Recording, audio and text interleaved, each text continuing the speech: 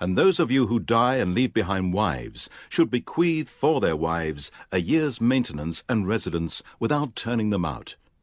But if they leave, there is no sin on you for that which they do of themselves, provided it is honorable.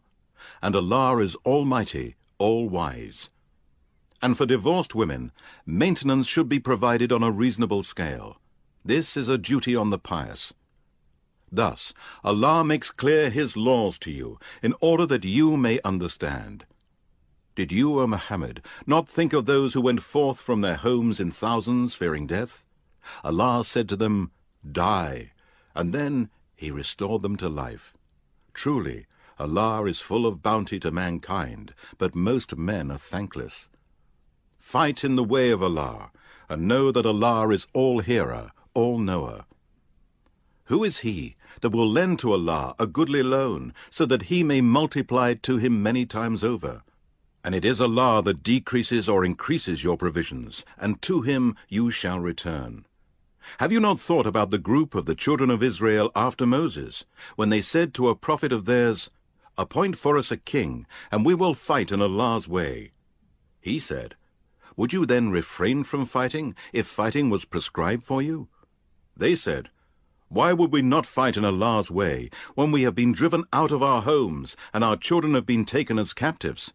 But when fighting was ordered for them, they turned away, all except a few of them. And Allah is all aware of the wrongdoers. And their prophet Samuel said to them, "Indeed, Allah has appointed Saul as a king over you."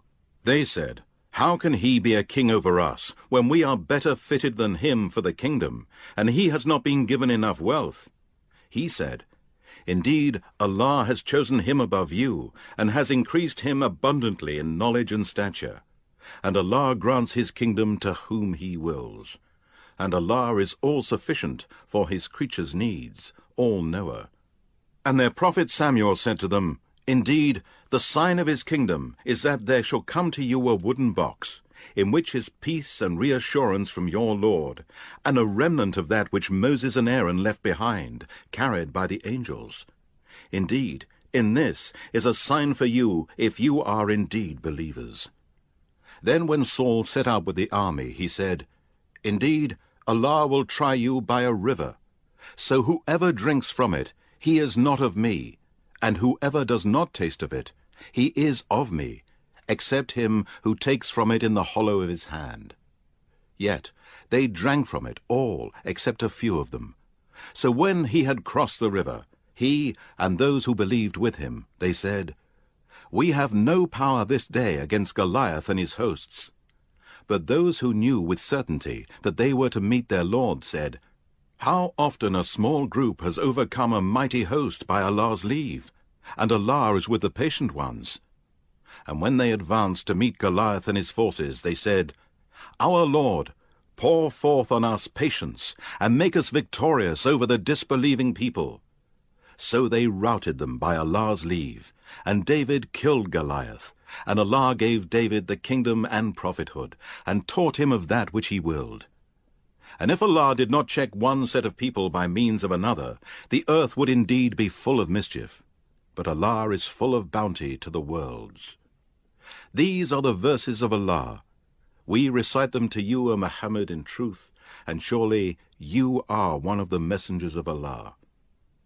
Those messengers, we preferred some to others. To some of them Allah spoke directly, others He raised to degrees of honor. And to Jesus, the son of Mary, we gave clear proofs and evidences, and supported him with Gabriel.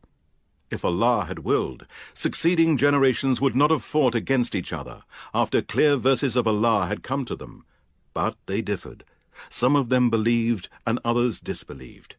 If Allah had willed, they would not have fought against one another, but Allah does what He wills. O you who believe, spend of that with which we have provided for you, before a day comes when there will be no bargaining, nor friendship, nor intercession. And it is the disbelievers who are the wrongdoers. Allah, there is no God but He, the ever-living, the one who sustains and protects all that exists. Neither slumber nor sleep overtakes Him. To him belongs whatever is in the heavens and whatever is on earth. Who can intercede with him except with his permission? He knows whatever happens to them in this world and what will happen to them in the hereafter. And they will never encompass anything of his knowledge except that which he wills. His footstool extends over the heavens and the earth, and he feels no fatigue in guarding and preserving them, and he is the Most High, the Most Great. There is no compulsion in religion. Indeed, the right path has become distinct from the wrong path. Whoever disbelieves in false gods and believes in Allah, then he has grasped the most trustworthy handhold that will never break. And Allah is all-hearer, all-knower. Allah is the guardian of those who believe. He brings them out from darkness into light. But as for those who disbelieve, their helpers are false leaders. They bring them out from light into darkness. Those are the dwellers of the fire, and they will abide there forever. Have you not looked at him who disputed with Abraham about his Lord, because Allah had given him the kingdom? When Abraham said to him, "My Lord Allah is he who gives life and causes death," he said, "I give life and cause death." Abraham said, "Indeed, Allah causes the sun to rise from the east, so then cause it to rise from the west."